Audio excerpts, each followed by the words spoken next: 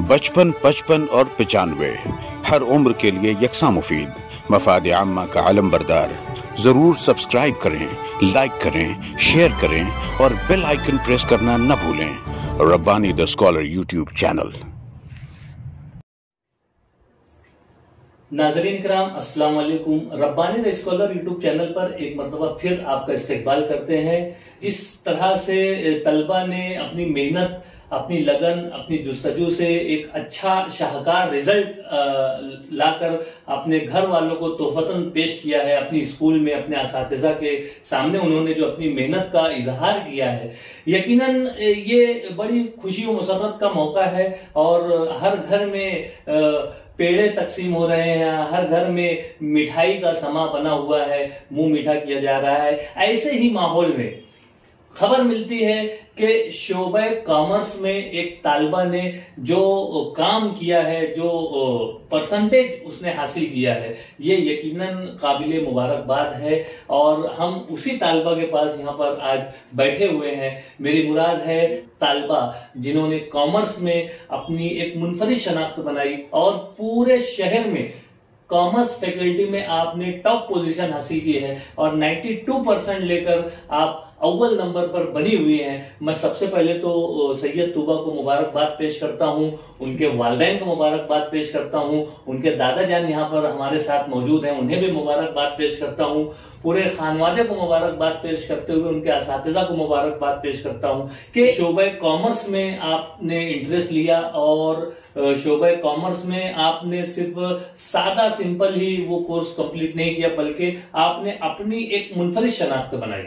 तो आइए जानते हैं कि सैयद तूबा से हम जानना चाहेंगे कि किस तरह से इन्होंने ये अचीवमेंट और ये जो गोल उन्होंने सेट किया था या जो अचीवमेंट उन्हें मिला है वो किस तरह से मिला है। सबसे पहले मैं सैयद तूबा आपको मुबारकबाद पेश करता हूं और मैं जानना चाहूंगा कि आप हमारे नाजरीन में जो तलबा और तालिबात हैं उन्हें अपना एक तारुफ पेश करें कि आप किस खानवादे से ताल्लुक रखती हैं, आपका मुकम्मल नाम क्या है, वालिद क्या करते हैं, दादा क्या करते थे, आप इस तरह से हमारे नाज़रीन को बताएं। अस्सलाम वालेकुम, मेरा नाम सैयद तूबा कदीर अहमद है। मेरे वालिद लैब टेक्नीशियन है और वालिदा हाउसवाइफ है। दादा जो है वो प्रिवेंटिव मेजर्स में डॉक्टरी का काम करते थे। दादी भी हाउसवाइफ है। एक भाई और एक बहन। बहुत अच्छे। एक मुख्तसर सा छोटा सा खानदान। सैयद तूबा जो है सबसे बड़ी बेटी अपने वालिद की और एक जबरदस्त कारहाय नुमाया अंजाम देकर अपने छोटे भाई बहनों को उन्होंने बतला दिया है कि आपको भी इसी तरह से अपने शहर का, अपने वालिदैन का और अपने घर का नाम जो है वो रोशन करना है, अपनी स्कूल का नाम रोशन करना है। मैं एक मतलब फिर मुबारकबाद पेश करता हूं। मैं सैयद तूबा ये जानना चाहूंगा कि आपने कॉमर्स शोबे में क्यों कदम रखा या आपने उसमें इंटरेस्ट क्यों दिखाया? सबसे पहले तो मैं ये बताना चाहूंगी कि मालेगांव में, स्पेशली मालेगांव में ऐसा होता है कि अगर किसी बच्चे के 10th स्टैंडर्ड में 90+ आते हैं तो उसको बोला जाता है कि साइंस ले ले, बहुत अच्छे मार्क्स है। लेकिन अगर उससे कम आते हैं तो उसको बोला जाता है कि कॉमर्स ले, और उससे भी कम आए तो बोला जाता है कि तू किसी लाइफ करेंगी तो आर्ट्स ले, ऐसे ही बोला जाता है। बट मेरा इंटरेस्ट नहीं था। 10th में मुझे 91% थे। अच्छा, माशाल्लाह।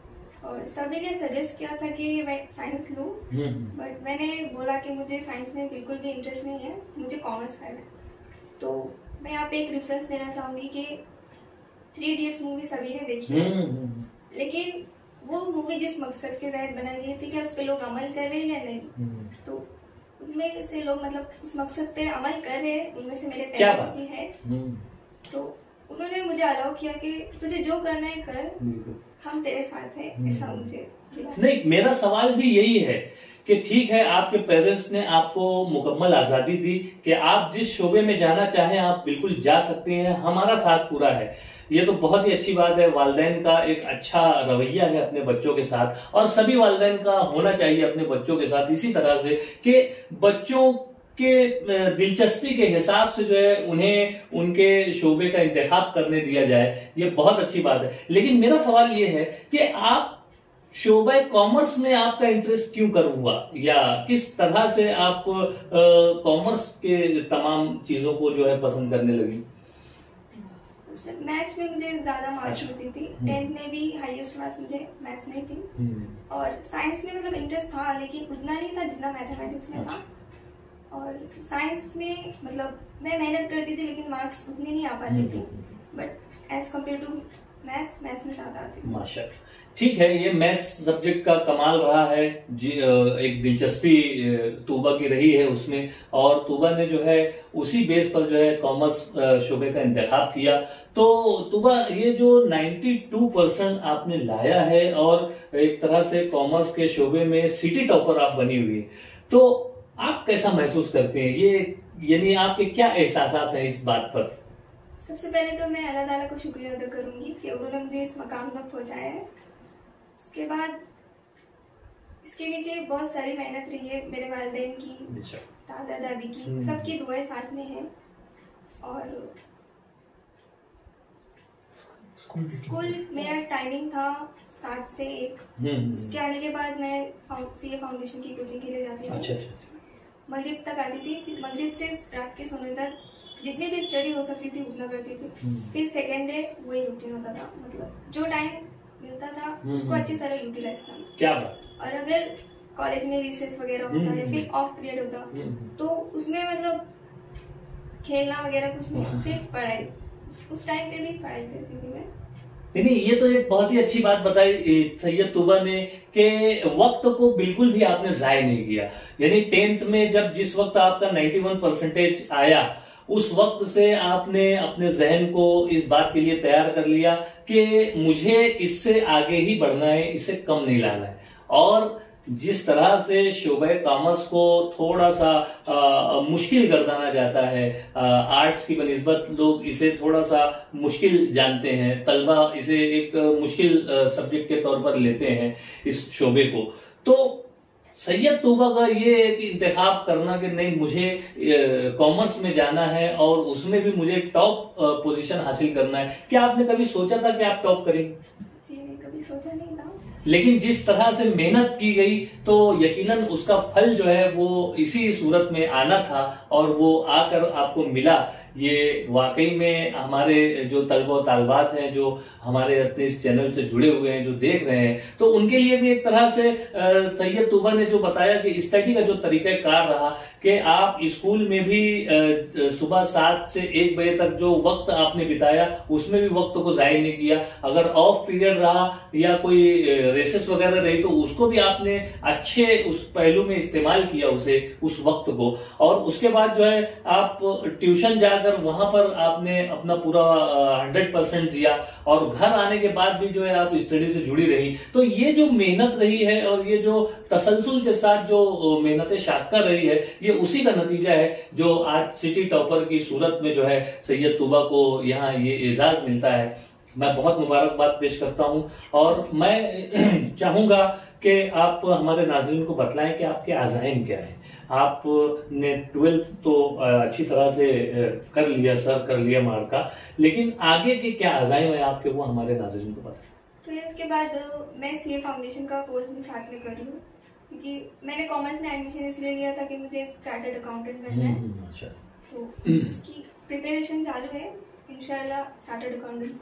ये तो बहुत ही अच्छा एक गोल सेट करके जो है वो उसके पीछे लगी हुई है और एक अहम पोस्ट जो होती है वो सीए की होती है और उसके लिए जो मेहनत दरकार होती है, सैयद तूबा जो है वो तसलसल के साथ उस मेहनत के तरफ जो है वो रवा दवा है। और हमारी नए ख्वाहिशात हैं कि आप यकीनन सीए फाउंडेशन कोर्स भी जो कर रही हैं उसमें भी आपको कामयाबी मिले और उसी के साथ साथ जो है आप सीए बनकर जो है अपनी खिदमत जो है वो मालेगांव शहर में या जहां पर भी आप ये खिदमत पेश कर सकती हैं, आप अच्छे एहसन तरीके से वो खिदमत पेश करें।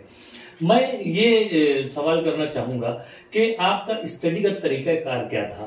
आप जैसे आपने कहा कि आप स्कूल में असातिज़ा से भी 10 लिया करती थी, फिर उसके बाद ट्यूशन वगैरह में भी आपने लिया और फिर सेल्फ स्टडी की, तो आप किसको बहुत ज्यादा अहमियत देती हैं, सेल्फ स्टडी को या ट्यूशन को या कॉलेज को? सेल्फ स्टडी को। अच्छा, सेल्फ स्टडी जो है ये बहुत ही मस्त है, बहुत जरूरी है। किसी भी तालिबे इल्म के लिए अगर वो सेल्फ स्टडी करता है तभी कामयाबी जो है उसके कदमों को जो है वो चूमती है। वरना अगर उसे असातिज़ा जो है वो पढ़ाते जाएं और बार बार पढ़ाते जाएं या और भी दिगर जराए से वो अपने आप को तैयार करे, लेकिन वो कामयाबी जो है वो सिर्फ स्टडी से ही मिलती है। ये सैयद तूबा की शक्ल में हमें ये बात समझ में आ रही है। मैं सैयद तूबा ये जानना चाहूंगा कि जो आपको कामयाबी मिली है इसके मतलब इसका राज क्या है? आपकी मेहनत तो दिख रही है कि आपने जबरदस्त मेहनत की है, लेकिन और भी कुछ बातें हो सकती है, तो वो हमारे नाज़रीन को बताइए। मेरी इस कामयाबी के पीछे तो बहुत से लोगों का हाथ है।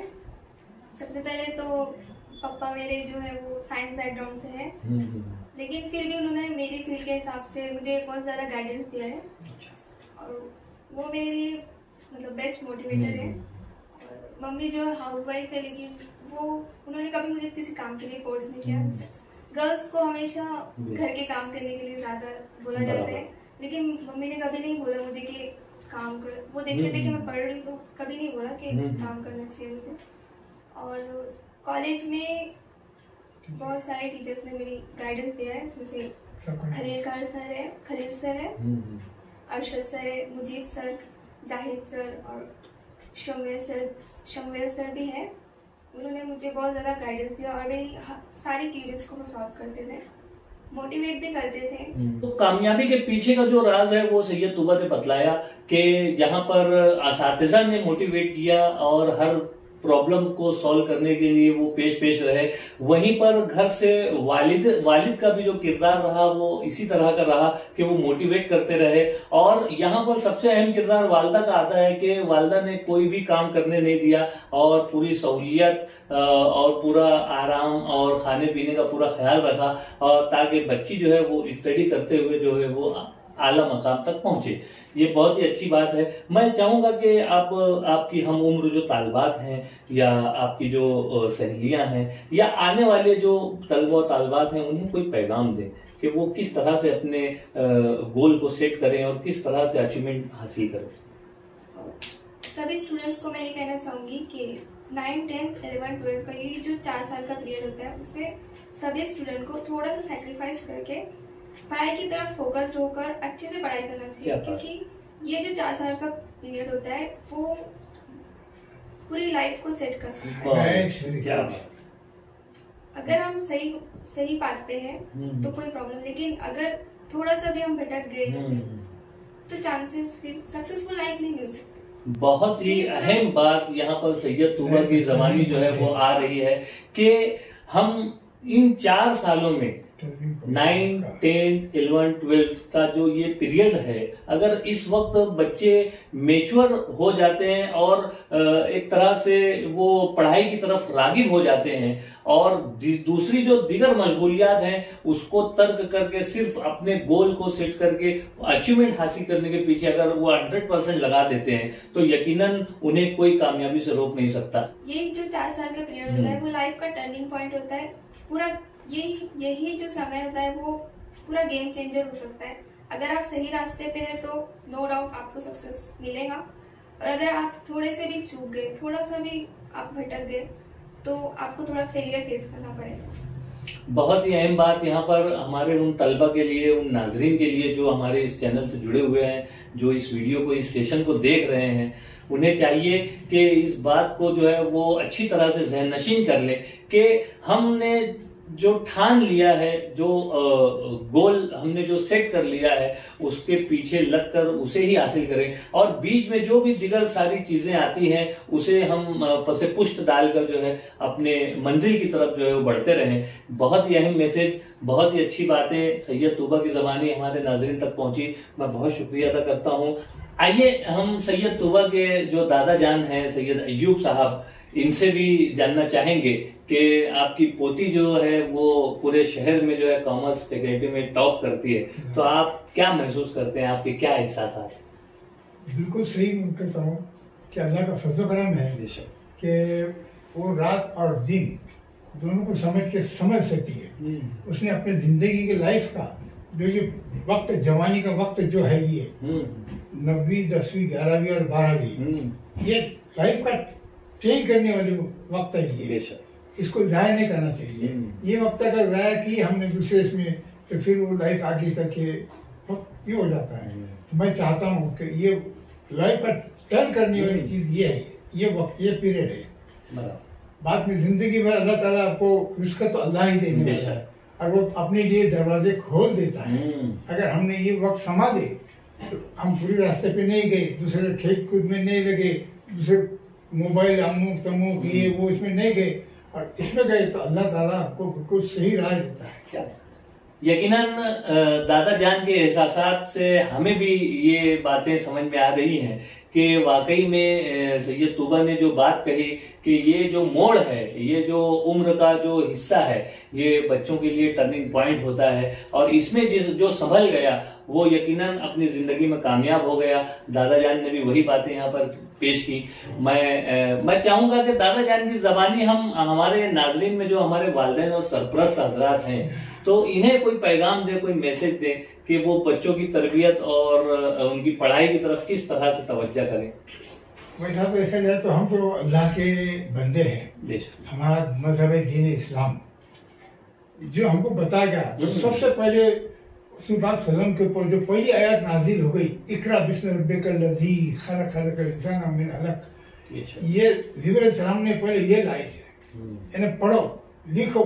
उस जमाने में देखो, जब तो आप तो बोले मैं उम्मी हूँ, मैं उम्मी है अनपढ़ नहीं, अननोन पर्सन।